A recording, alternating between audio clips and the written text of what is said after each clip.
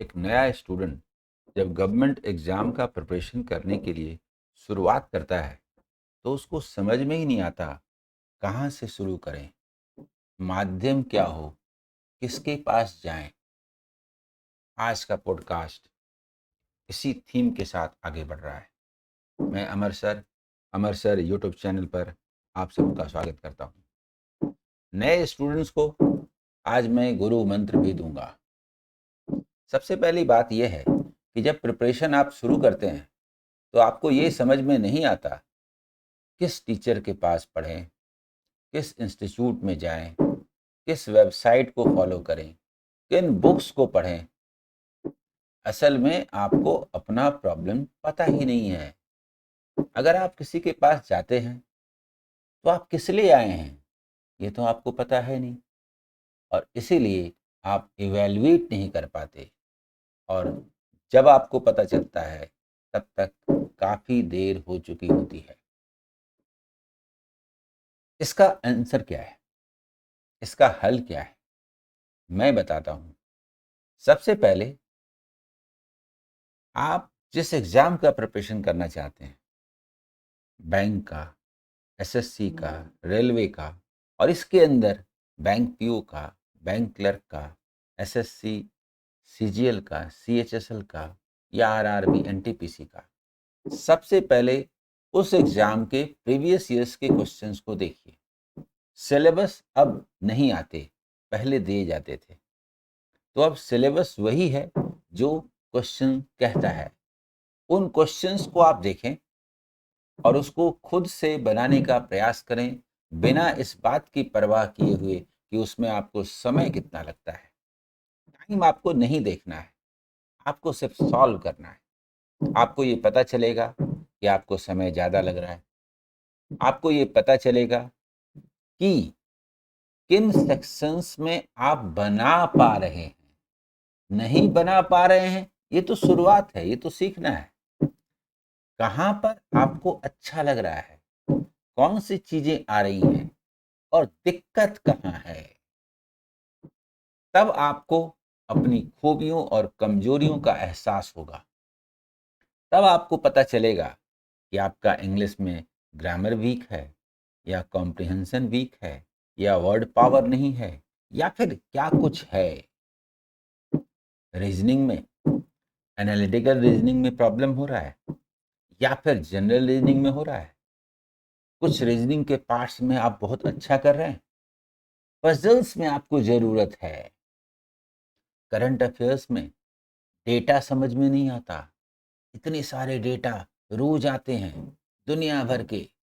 दुनिया का पढ़ो, देश का पढ़ो, राज्य का पढ़ो, स्पोर्ट्स, इकोनॉमिकल, पॉलिटिकल, बाप रे बाप क्या क्या पढ़ें।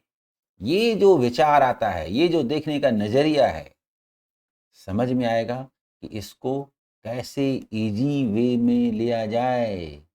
तभी आप किसी से एक्सपेक्ट करेंगे कि वो आपकी इस समस्या का समाधान कर रहा है या नहीं।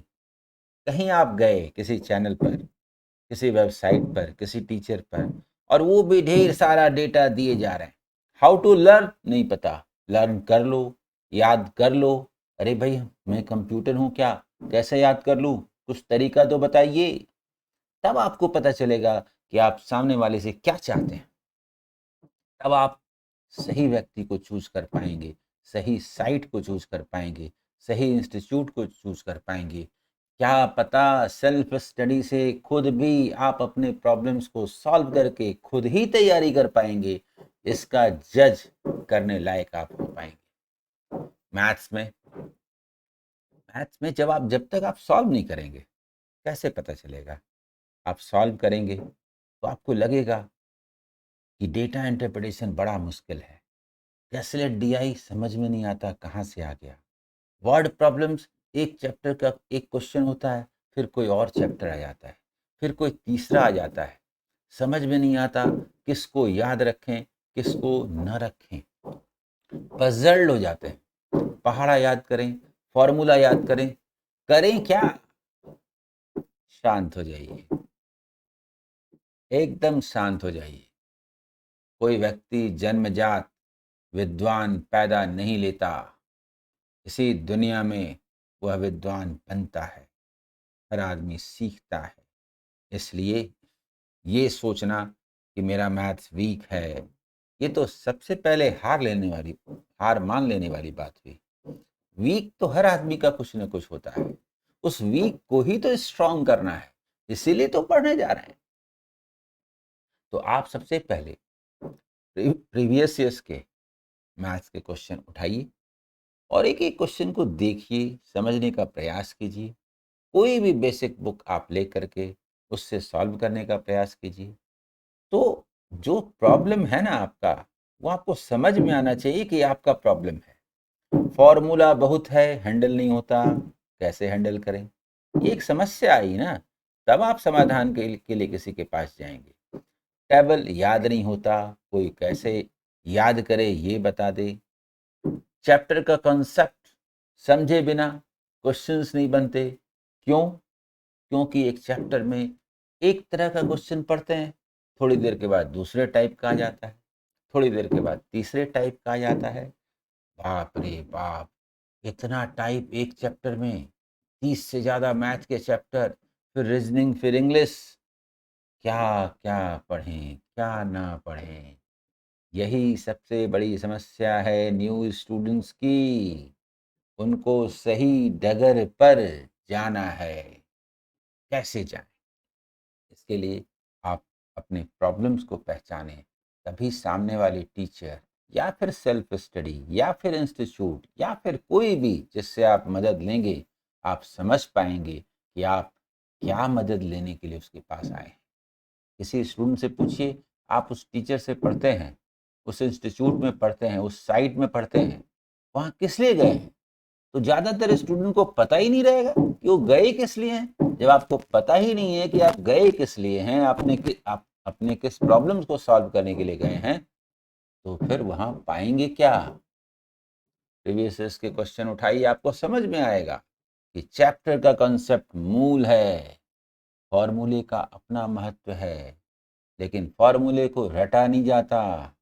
क्वेश्चंस को इतनी बार और इस तरह से बनाते हैं कि फॉर्मूला याद हो जाता है, और कब याद हो जाता है पता तक नहीं चलता। ऐसे याद किया जाता है, याद करने से याद नहीं होना चाहिए, याद किए बिना याद होना चाहिए। ये सही तरीका है। ठीक उसी तरह से जो किसी चैप्टर में आपको वैरायटी ऑफ क्वेश्चंस नजर आते हैं, क्यों नजर आते हैं? क्यों नजर आते हैं? अगर अलग अलग तरह के क्वेश्चंस हैं तो सबको अलग अलग फॉर्मूला से ही सॉल्व करना पड़ेगा। बोलिए, सॉल्व करना पड़ेगा ना, तो इतना फॉर्मूला कहाँ से याद रखेंगे? अरे भाई, सारे टाइप के क्वेश्चंस एक वृक्ष की शाखाएं हैं। शाखाओं पर क्यों जाते हैं?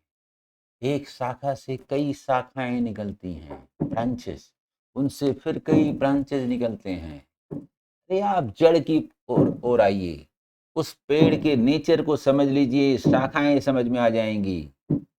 आपको उस चैप्टर का कंसेप्ट समझ में आ जाए तो लगेगा कि हर क्वेश्चन तो एक ही जगह से निकलता है।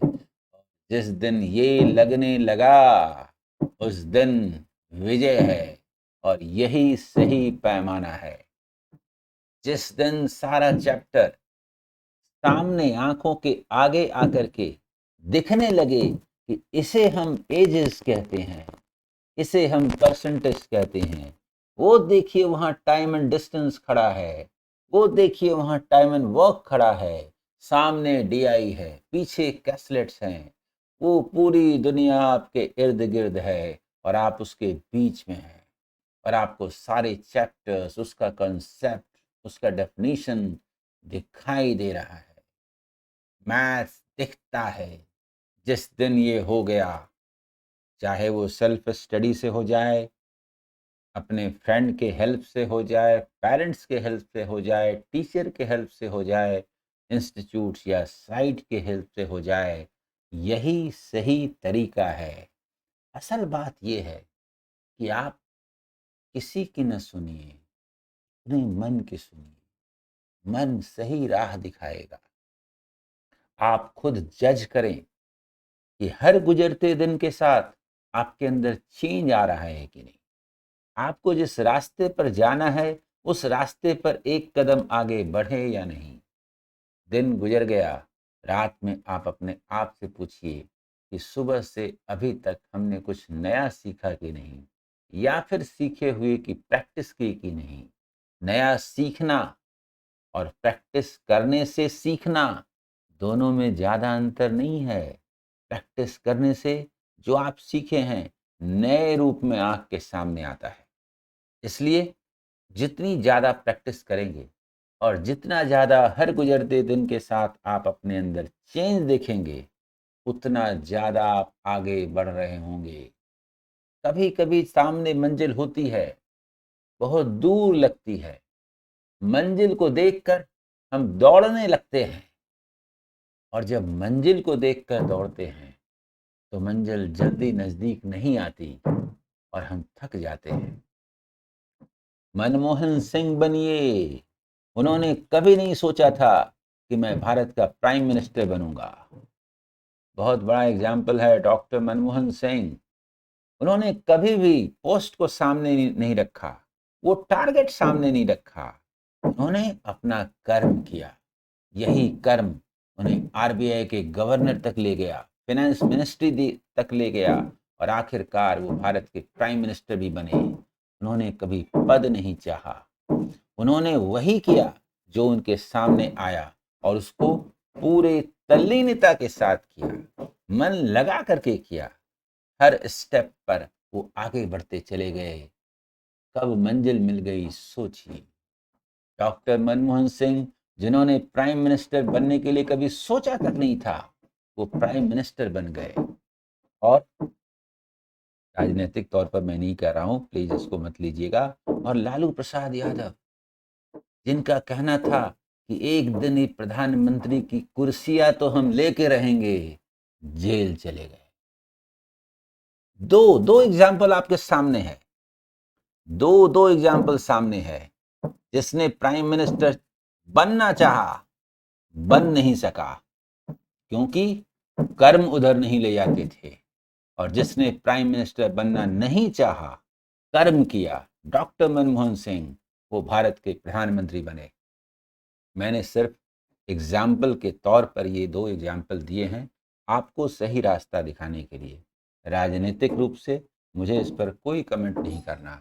ये स्टूडेंट टीचर का मंच है, और मैं इन्हें बस आपको सीखने सिखाने तक सीमित रखना चाहता हूँ। आज के पॉडकास्ट में यहीं तक। Thank you. Amar sir YouTube channel.